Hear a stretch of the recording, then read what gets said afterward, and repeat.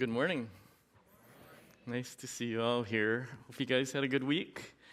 I got this bum shoulder, and it's official. I'm old, you know. And I'll tell you why. Because I've gotten hurt before when you're young, right? It's different when you're older. And so what I realized, every day as I'm getting older, I'm realizing new ways of determining that I'm old. And in this case, it gets worse. Yes. Thanks. So I got a sore shoulder, and when I was young, I get hurt, right? I get hurt, but there's always a reason I was sore, right? I went to go to the park and see my friends. They're playing frisbee, running after the frisbee. I don't see the tree. I didn't say I was smart when I was young, but I was, I ran into the tree. So when I get home and I'm kind of beat up and sore, and Mom asked me, "What happened?" I said, "Well, I was playing frisbee. I ran into a tree. I got hurt." Makes sense, right? Okay, so now I got hurt, and my shoulder's sore, but there's no reason it should be sore. I woke up one day and it's sore, and it's been a couple of weeks now. So, I tell Mavis, "Man, my wife Mavis, my shoulder's sore." She's like, "Well, what happened?" I ran into a tree? I don't know. I got nothing. So I think that's how you know you're old. You get these aches and pains, and there's really no reason why they should be there. That's one of them. The other verification I have is from the younger generation verifying it for me. For instance, my 6-year-old granddaughter, I gotta go play with her, and she's looking for something. And I said, "What are you looking for, Elise?" And she said, "Oh, I'm looking for this toy." I said, "Well, I'll help you. What does it look like?" She said, "Well, it's black, So I tell her, "Black like my hair, And of course, she stops and looks at me with her big eyes and her little grin, And she goes, "Grandpa." And I said, "What?" She said, "Your hair is not black." I said, "Yeah, I guess it's getting a little gray, And she said, "It's not gray." I go, "Well, what is it?" She said, "It's white." I said, "It's white? What happened?" She said, "Well, grandpas are old."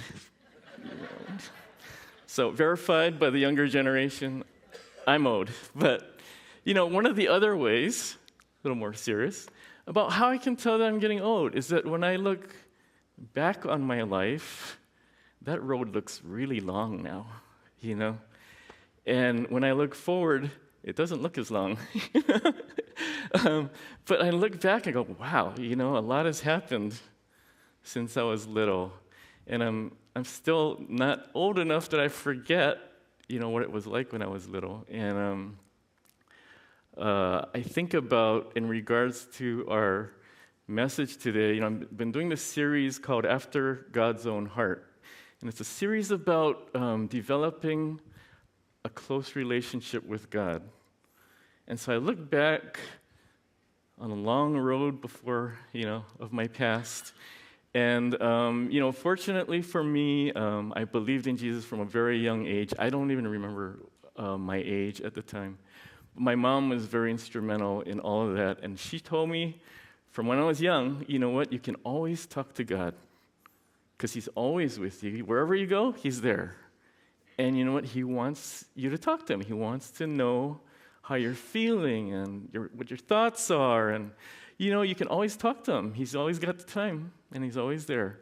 So, I remember from a young age, I'm just always talking to God. I was not a big social person, so I always had God to talk to and talk about, if I'm scared, if I'm lonely, if I'm happy. Just anything. I could always talk to Him. And so I can look back on those years and think about, my relationship with God through those years. And definitely I see spots, where I felt so close to God. But also there are times that I remember when I felt disconnected, through my own fault of not really taking that time and effort to spend time with God. And so looking into King David's life and his writings, because he's known as the man after God's own heart. It's not a label that he created or any man created. It's actually what God calls him. And so this is part 4, which means we have 3 other parts. Maybe you were here, maybe you weren't. Maybe you were here, but it's been so long you don't remember. I barely remember. I'm getting old. That's another sign. We started out with where did King David start? And King David was the second king of Israel. The first king of Israel was Saul. And so in part 1, we kind of compared the two, and both called by God to be the king. And King Saul started out kind of in humility. When they announced him as the king, he was hiding, And so he started out kind of in this humble state, but it wasn't long before, I don't know if the power got to him, but he started just doing his own thing, not really listening to God. And when the prophet Samuel would confront him and rebuke him for disobeying God, his response was to make excuses. Like he said, well, I did follow God, but not all the way, but it's because of those people they did this, or my soldiers did that, or the situation was this, But I generally kind of followed God, right? I didn't, and he never would take responsibility for his disobedience. And there was one time where he finally did, but Samuel kind of got him in the corner at that point, and he said, yeah, I sinned, okay, I sinned, but you know what? Can you talk to God for me and make sure I don't look bad in front of the people? Basically, he's protecting his image in this time where he should be more repentant, And then he says, and I'll go and worship God, I think he was in line for maybe a confession and apology, but he said, I'll worship God. So he totally ignored responsibility, even though he said, I sinned. This is King Saul's response. And he avoided God. He always said, Samuel, can you tell God this? Samuel, can you tell God that? So what was King David's response? Because King David, now he was not a perfect man by any, he was a deeply flawed person, as, we all are. But David was different. And we're going to talk about that today because, let me first talk about David's relationship with God, what it looked like. We did this in part 1. I'll read you a little bit of Psalm 63, which we covered in part 1. So we can get a view of David's relationship with God. He's praying to God and he says, "O God, you are my God. I shall seek you earnestly. My soul thirsts for you. My flesh yearns for you in a dry and weary land where there is no water. Thus I have seen you in the sanctuary to see your power and your glory, because your loving kindness is better than life." You see David, and he's popular. He slayed Goliath and all that. People love him, but yet he has this humility to know that, it's all about God. And without God, it's just a dry and weary land. I desperately need God. You see it when he says, my soul thirsts for you, God. I yearn for you. And he says, your loving kindness, my relationship with you, this closeness that I have with you, experiencing your love, that's better than life itself. And this was David's perspective on his relationship with God. So usually I show the big idea at the end of the message. The big idea is where we kind of sum up what this message is about in a few words. And there's a couple times that I've spoken up here, and someone will say afterwards, "Hey, Ricky, thanks for speaking." And I say, "Oh, great, you're welcome." And they say, "But what was the big idea?" I'm like, "Oh, did I forget that?" I guess at some point during the message, I must have, gone rogue or something, but I never got to the big idea. So I'm going to remedy that today, and I'm going to show it to you right now. The big idea is in every circumstance, I desperately need to be close to Jesus. And at first I thought I'll say I desperately need Jesus, make it even shorter to the point. But it's more than that. It's more than I need Jesus. It's I need to have this close relationship with Jesus. That's what I desperately need. And that's what David showed in the psalm that I just read to you. But now in every circumstance, because, sometimes, like I said, when I look back in my life, there are times I'm really close to God. Other times I've kind of neglected that relationship. So in certain circumstances, apparently I didn't really keep that going, with God.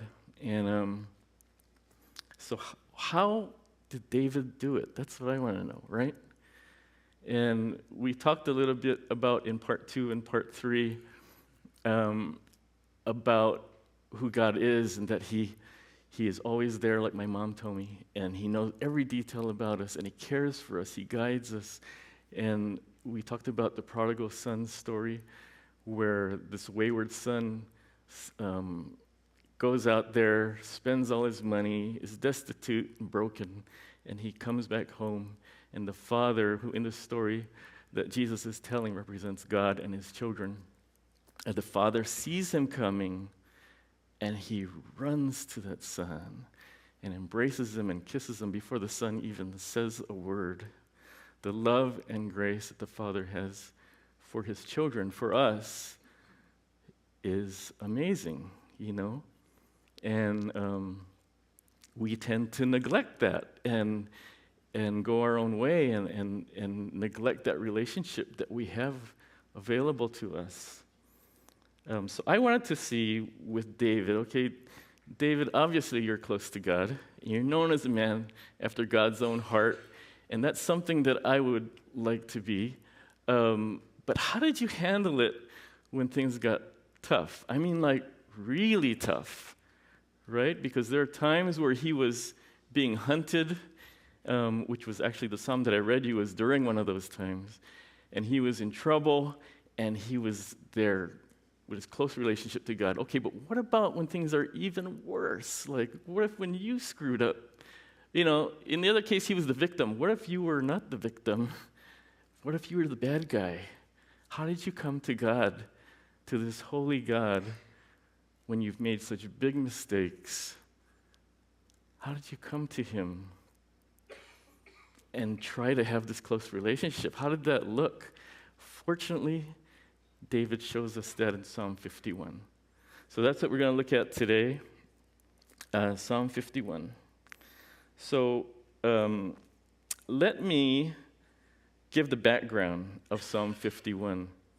In 2 Samuel, the lowest point in King David's life is my next slide. It shows you in 2 Samuel chapter 11 and 12 is the story of David and Bathsheba. And many of you know about this story.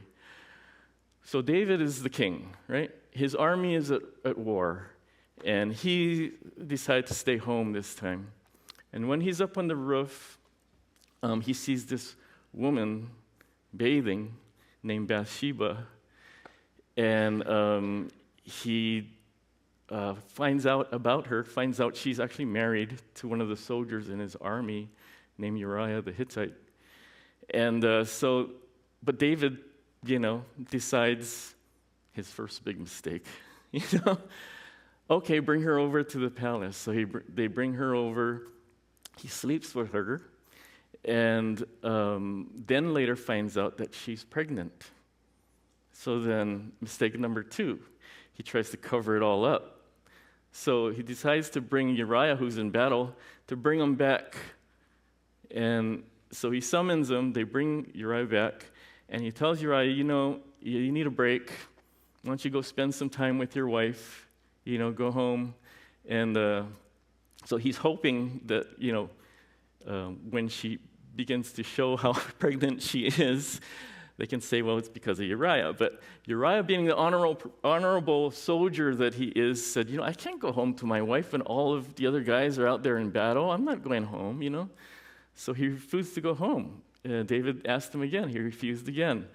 So David, mistake number 3, and it gets bigger each time. He decides the only way out of this is to have him killed. And so he instructs Joab, his commander for the army, and tells him, okay, put Uriah in the front lines, the very front lines, and then withdraw all your men. And so, of course, Uriah is killed. And after that, David takes Bathsheba as his wife. Now, keep in mind also, Uriah had one wife, Bathsheba. David probably had 6 wives at this time. Bathsheba was likely his 7th, and I think he had at least 8 that the Bible names.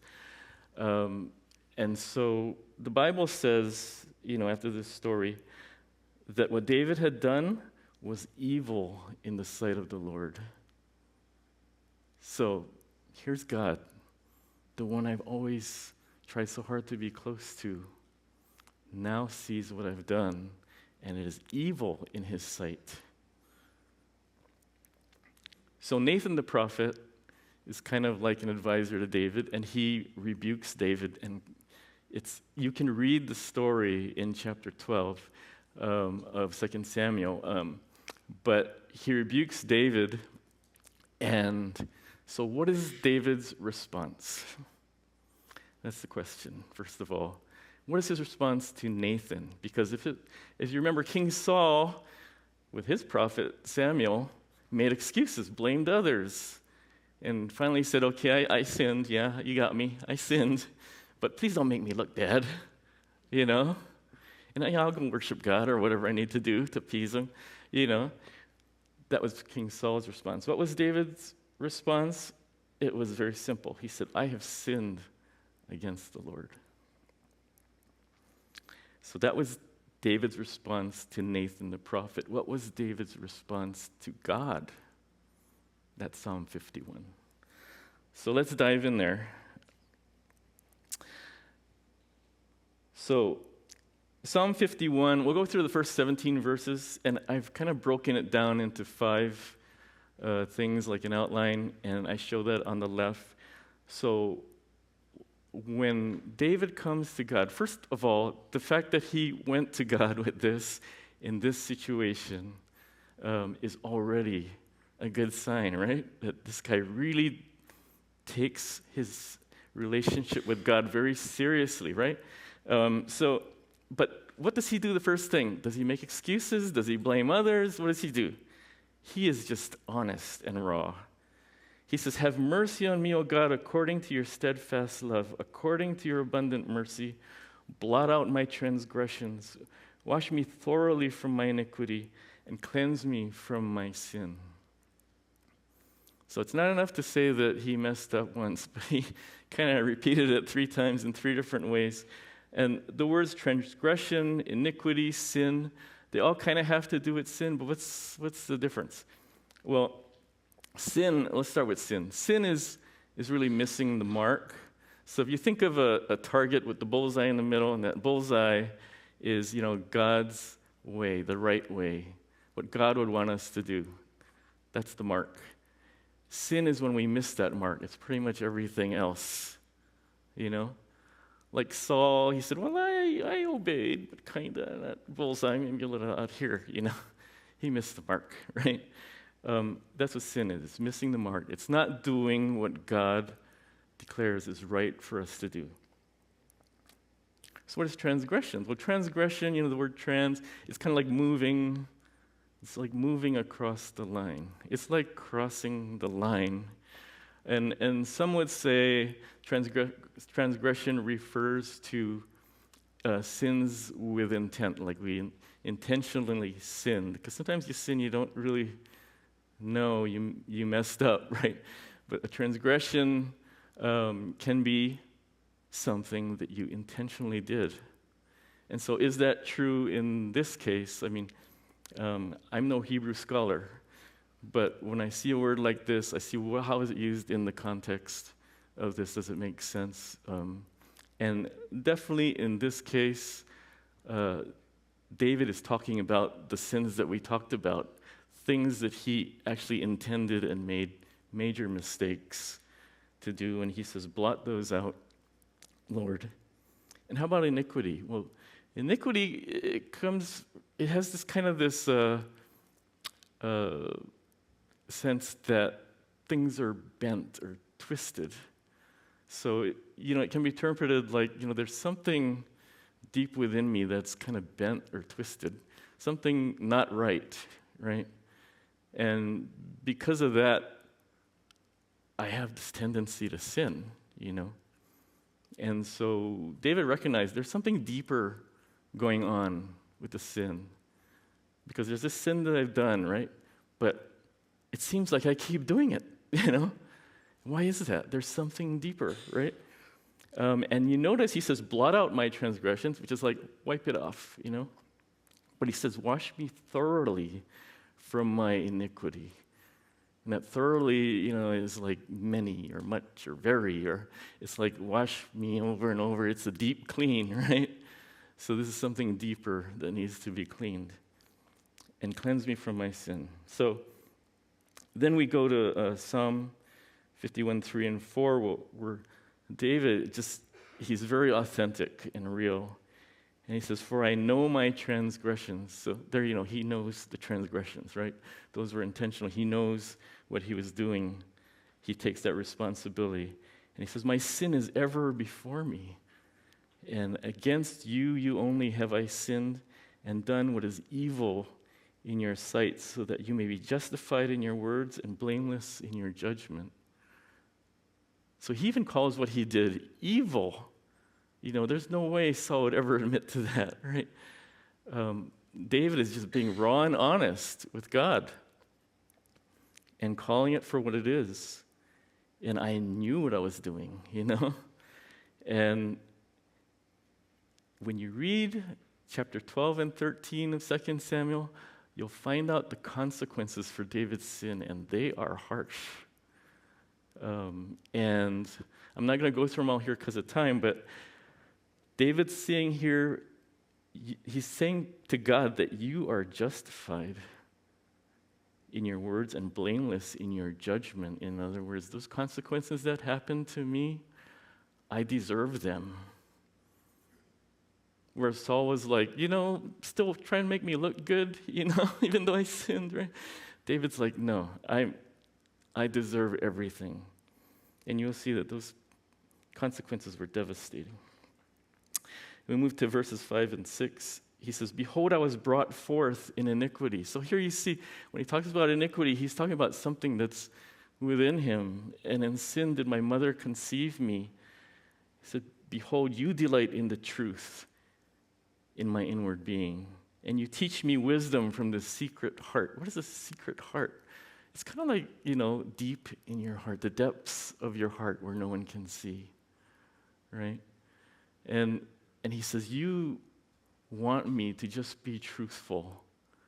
And when I do that, you teach me wisdom deep in my heart. I've got issues deep in my heart, right? I need wisdom there. I need to be taught deep in my heart. And so in verses 7 through 9, he says, purge me with hyssop, and I shall be clean. Wash me, and I shall be whiter than snow. Let me hear joy and gladness. Let the bones that you have broken, rejoice. Hide your face from my sins and blot out all my iniquities. Hyssop is like it's like an herb plant. Maybe you've seen the movies when they do sacrifices, animal sacrifices. They have this few branches of this plant, and they use it they dip it in blood and they sprinkle it. They use it to sprinkle. That's done in that ceremony of sacrifice. So he's referring to that as a kind of an image. I need to be cleaned. I need to be washed clean. And he talks about joy all of a sudden. Why? I think it's because that's what his target is. He wants to restore that relationship with God where there was joy, right? In that relationship. That's really what he's after. He's after God's own heart, right?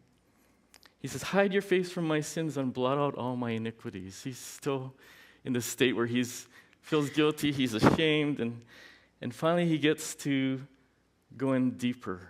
Until now he said, wash me, wash me off, all that. Now he goes deeper, right?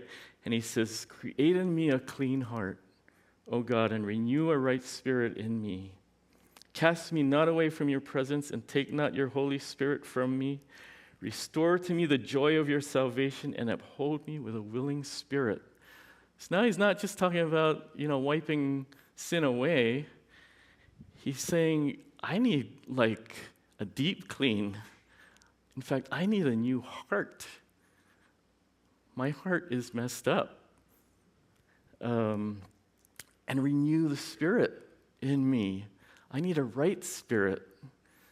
God, I need you to do something deeper in my life. Not just wash away the sins that I just committed, but do something deeper in me so that my sin won't be ever before me.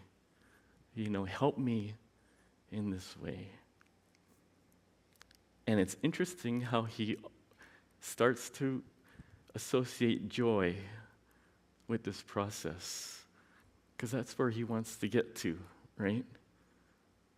He wants to restore this relationship with God and experience the joy again in that relationship. And he says, uphold me with a willing spirit. I need your help. I can't do this, In fact, he says, cast me not away from your presence. Take not your Holy Spirit from me. Don't let me try and do this by myself. I can't. I need you. I need a deep overhaul. I need transformation that only you can provide in your spirit. And then in Psalm 51, 13 through 15, he continues on. Okay, so what, once I'm restored, what does that look like? What will that bring? What will this relationship look like? He says, then I will teach transgressors your ways, and sinners will return to you. Deliver me from blood guiltiness, O God of my salvation, and my tongue will sing aloud of your righteousness. O Lord, open my lips, and my mouth will declare your praise. I'll be back to how it was before, the relationship that we had. And I'm going to end this psalm with these two verses, 16 and 17, and I call this one back in sync again, restored. But he says, for you will not delight in sacrifice, or I would give it. You will not be pleased with burnt offering. The sacrifices of God are a broken spirit, a broken and contrite heart, O God, you will not despise. Could this be the wisdom that David's being taught deep in the secret place? I realize, God, I don't, we think about Saul. He said, I'll go worship God, I'll worship God, but he never got to this deep place like David did. David said, you don't really care about the sacrifices. You're not pleased with burnt offerings, all those things that we do. What you really want, you want my heart broken before you. Contrite means crushed. You want my heart crushed. And that's a place where you can heal me. That's a place where you can teach me your wisdom. That's the place where you can change me to who you want me to be. And so now, David's back in sync with God. I know what you want. I know what delights you, and I blew it. And I need your help to get back. And so he's just asking for God to restore that relationship. And that's how David got through the highs and lows, And that's why in every circumstance, he says, I desperately need to be close to Jesus. And that was his target through his life. And we see that, especially in this psalm, in the most difficult time of facing God, that he did it anyway. And the way that he did it teaches us something about our relationship with God and how we can develop a deep relationship with God. How? What did David do? He was honest. No excuses. He was honest. He was authentic. He was humble. He was broken. He was crushed. And with God, he said, I thirst for you, God. I need you. There's another verse I wanted to show, Isaiah 40:11. And this kind of shows God's side. What is God's feeling? What is his side in this close relationship that we want? And it talks about God like a shepherd and his children as his flock. And he said, he tends his flock like a shepherd. He gathers the lambs in his arms. He carries them close to his heart. And I thought, that's really cool, that God wants me close. But then I start to think, why does God want to hold me close? And naturally think, well, because he loves me, sure, Why do I like to hug my children? Why do I love to hug my grandchildren, even if she calls me old? Why do I want to hug my grandchildren? Well, it's not only to express love. If you think about it, you're communicating something to that person. What are you communicating? Oh, sure, I love you. But also, you know what? You're safe in my arms. I'm here for you. I got you. No matter what's happened or what you're thinking or where you're at, right now in this moment, you're so special to me and I love you. And, you don't have to worry about being alone because I'm here for you. And I think that one of the reasons that God wants to hold us close to his heart, because he knows this big idea, and that in every circumstance, I desperately need to be close to Jesus. And so he holds me close because he knows that. I was going to go on with a couple more verses, but because of time, I think I'd rather just kind of close up and say, I was looking at my past, right? And one moment in time, I remember, and I think it was my second year in college, University of Hawaii, and I started dorming at that time. So first time living on my own in a dorm. We call it the trash can because it was 15 stories high, this cylindrical tower, and everybody lived on all the floors except the top. The top floor was open air except for a building in the middle where you do laundry. But you could walk around the outer edges of that floor and you're open to the sky. And we're in Hawaii, so it's not a bad place to look out, And we're about 1.5 miles from the ocean. And I would, I'm there and I'm like, I don't know anybody. I'm living on my own. I'm living with a roommate I don't even know yet. And I feel like totally out of place here, And you know what it's like, right? And so I'm lonely, I'm lost, I don't know what I'm doing or what I'm supposed to do. Who do I eat with? I have no idea, I don't know anybody. Okay, awkward, all that stuff. So I found a place to meet with God, and that was up at the very top. And I go late at night, so I couldn't really see the wonderful view, but I swear I could hear that ocean. At least I think I could. Certainly I could feel the wind. Hawaii has a lot of wind. I could feel the wind up there. I felt like I could hear that ocean. But in that place, I can see why Moses went up to Mount Sinai or, places like that, because there you're away from everything. And I remember talking to God and just saying everything on my mind.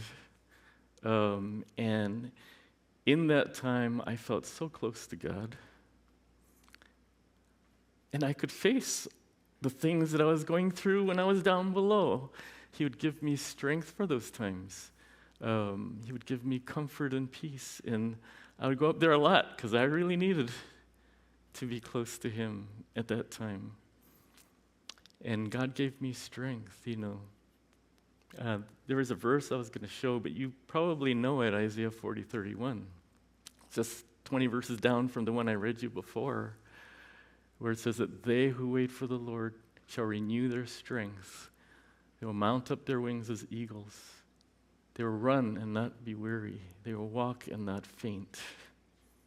That's what I experienced being close to God. You notice he said, those who wait for the Lord. Well, think about it now.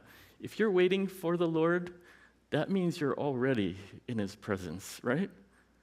Because if not, he's waiting for you, right? So if you're waiting for the Lord, that means you've already come to God. You've already sought God, and now you're waiting for him. So the difference between waiting for the Lord and waiting before you seek the Lord, there's a big difference. Sometimes we tend to do our own thing first. Okay, God, I know you're there, but I'm coming. I'll try these other things first, try my other options, and I'll get there. But to wait for the Lord means to seek him first. And now I'm waiting, right? And even in Psalm 63, the translation I read to you was ESV. And he said, earnestly I will seek you, God. The New King James Version says, early will I seek you. That word can also mean early. So how do those two relate? Well, earnestly means, no, I'm serious about this. It's a priority, right? Early also has the same idea. That means this is a priority. I'm going to seek God first. Doesn't mean necessarily it has to be first thing in the morning, but it has to be first. And so that is what David did. We see in David is that the relationship with God was number one. And he screwed up big time, no doubt. I mean, if he were alive today, he'd probably be in jail for the things that he did. But he always went back to God, even in the hardest times to do it. So what does that mean for us today? Maybe it's been a while before you've had that deep relationship with God. Maybe you've always wanted to, but you didn't know how. Take it from David. It doesn't matter where you're at or what's going on in your life. In every circumstance, we need to be close to Jesus. We desperately need to be close to Jesus. So, anyway, that's today's message. I think that's the end of the series. We'll see where God leads. But that really is the big idea for the whole series. But it's something that is important in my life that I see, God reels me back when I get too far off or too far out. And I am so thankful because then I see, I desperately need to be close to him, to do this life, And so I hope that you will join me in this venture to be people after God's own heart. And so let's pray, and then, first I guess I should say, I think I'm closing. So if you need prayer, there's a prayer room outside to the left, first room in the cafe over there. I'll be out there if you'd like to talk about anything, share your story. I'd love to hear it. I could pray with you too if you would like. Thank you so much for being here. Let's pray.